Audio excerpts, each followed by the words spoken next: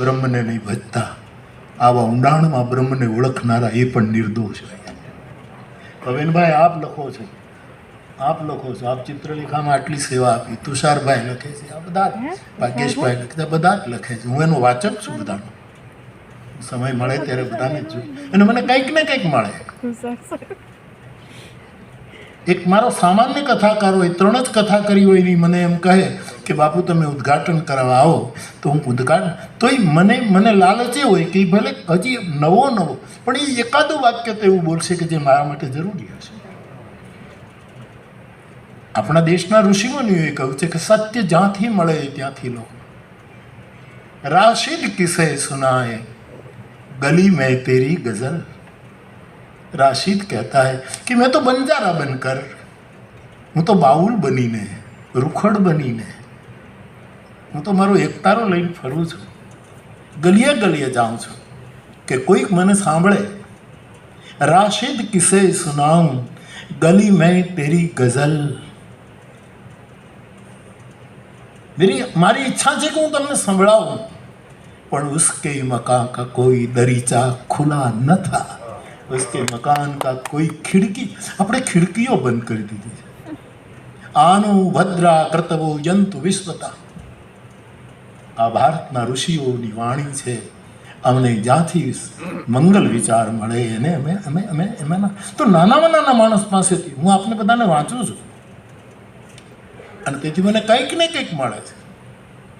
ક્યારેક ભૂલી જાઓ માણસ છું, પણ જ્યારે કંઈક મારા માટે ઉપયોગી આવ્યું હોય ને વેચવા જેવું હોય ત્યારે હું આપનું નામ લઈને બોલું છું કે મને અહીંથી આ પ્રાપ્ત થઈ.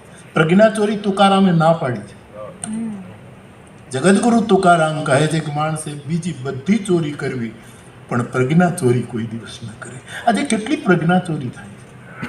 આનું આના નામે ચડાવી દેવામાં આવે, આનો શબ્દ આના નામે ચડાવી દે અને કોઈનું સ્મરણ નથી કરતા કોઈ લોકો.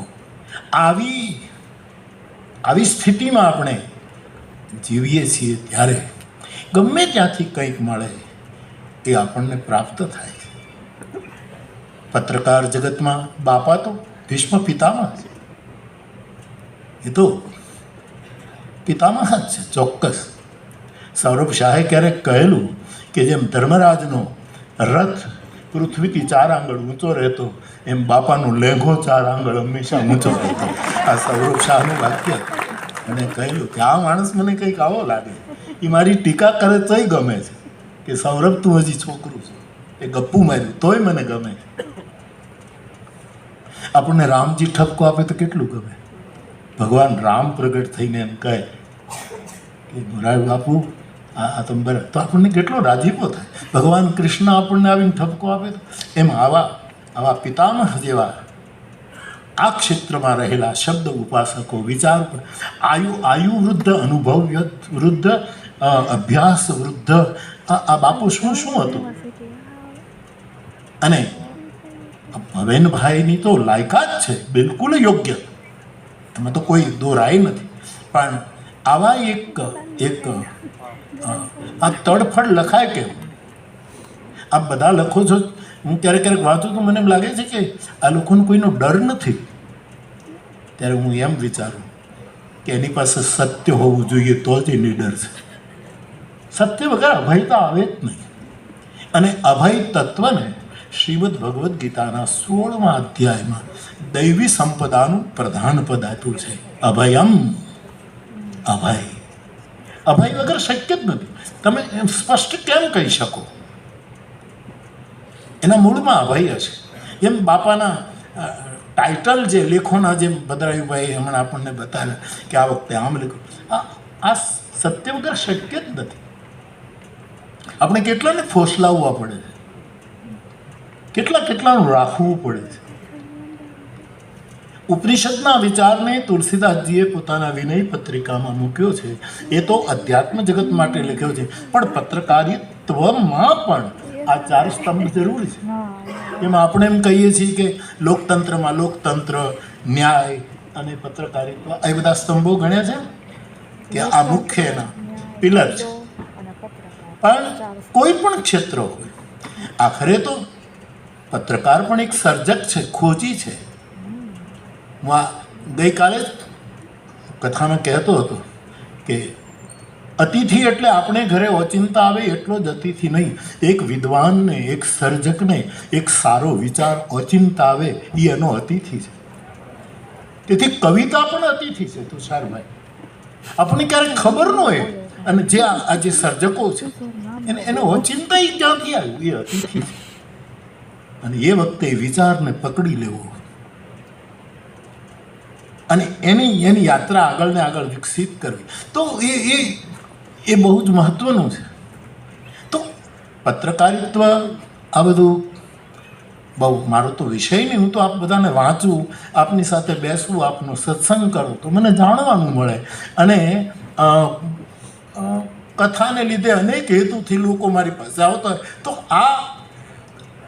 આ મીઠપ મને વહેંચવાનો અવસર મળે કે ભાઈ આપણા વિદ્વાનોએ, આપણા કવિઓએ, આપણા સર્જકોએ આપણને આવું કંઈક કહ્યું છે, એ હું વહેંચી શકું, એ પ્રસાદ બને.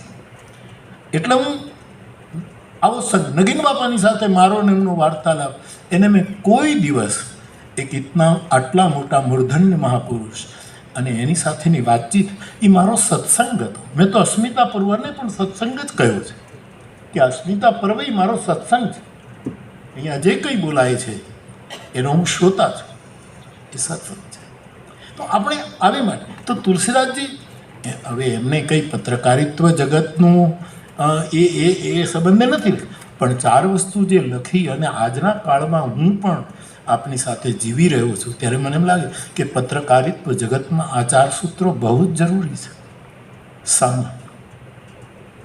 એમને તો આધ્યાત્મિક જગત માટે લખે છે, અને મૂળ તો કદાચ છાંદોગ્ય યા તો તૈતરી, મને અત્યારે હું નિર્ણય નહીં કરી શકું, તો એના સૂત્રો એમણે વિનય પત્રિકામાં ઉતાર્યા છે કે ભજનાનંદીએ કેમ રહેવું, સ્મરણશીલ વ્યક્તિએ કેમ જીવવું, શીલવાને કેમ જીવવું, જેને ઉપાસના કરવી છે, જેને આખું જિંદગી સાધના જ બનાવી દેવી છે, એ માણસે કેમ જીવવું, એના જીવનના 4 સ્તંભો કયા.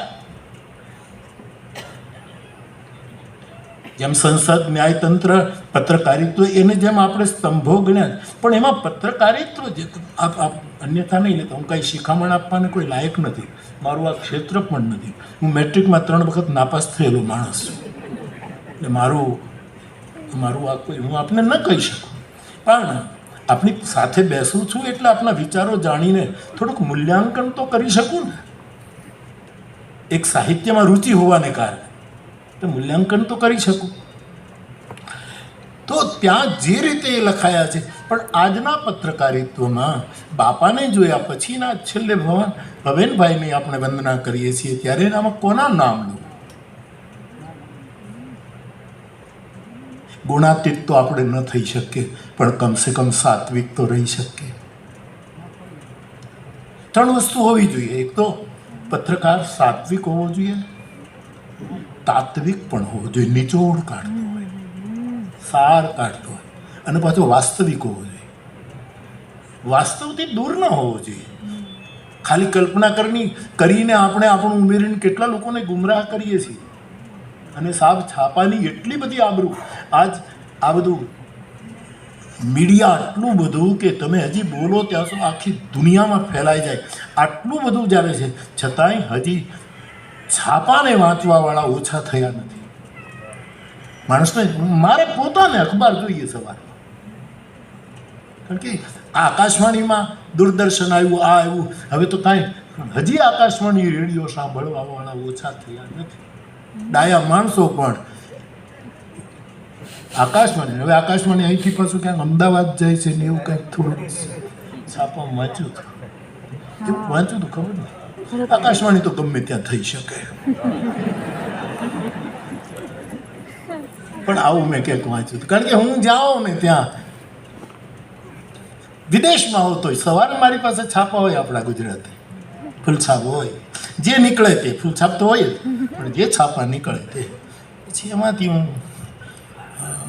પહેલેથી માધુકરી કરવાની ટેવ છે, લોટ માંગવાની, એટલે એમાંથી જે કંઈ શુભ હોય એ તારો તો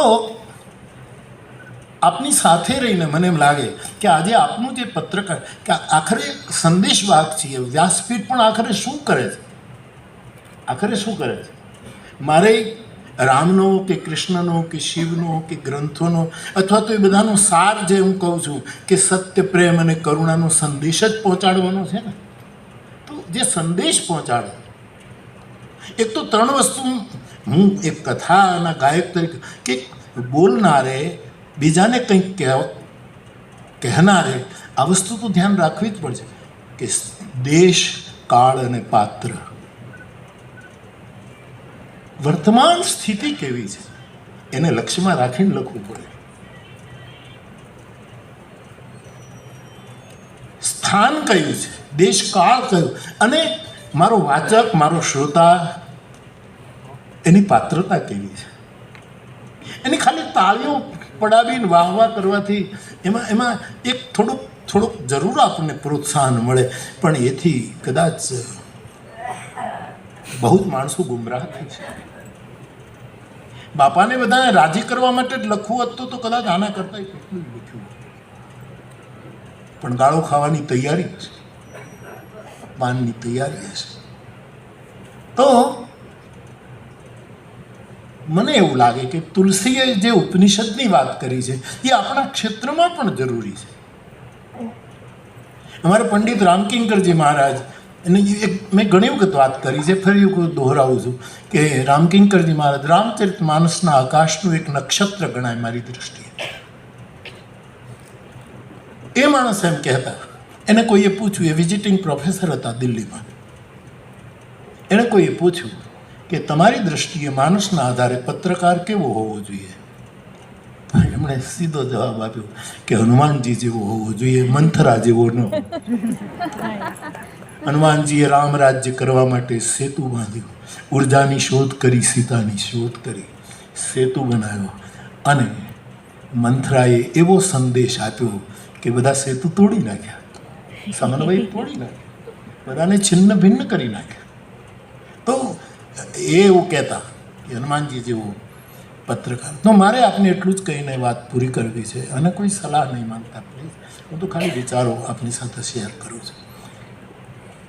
અધ્યાત્મમાં હોય અખબારને કેમ ન લાગુ પડે? અધ્યાત્મ અછૂત છે, અસ્પૃશ્ય છે, અને અધ્યાત્મને અખબાર અછૂત હોવું જોઈએ. આટલા શબ્દો લખાય અખબારમાં, જુદી જુદી કટારો, જુદા જુદા લેખો, જુદા જુદા વિષય, બધા જ વિષયો લગભગ લાવવાની કોશિશ હોય. એમાં આપણા માટે ક્યાંય સારું નહીં હોય. આપણને તારવવાની તૈયારી હોવી જોઈએ ને.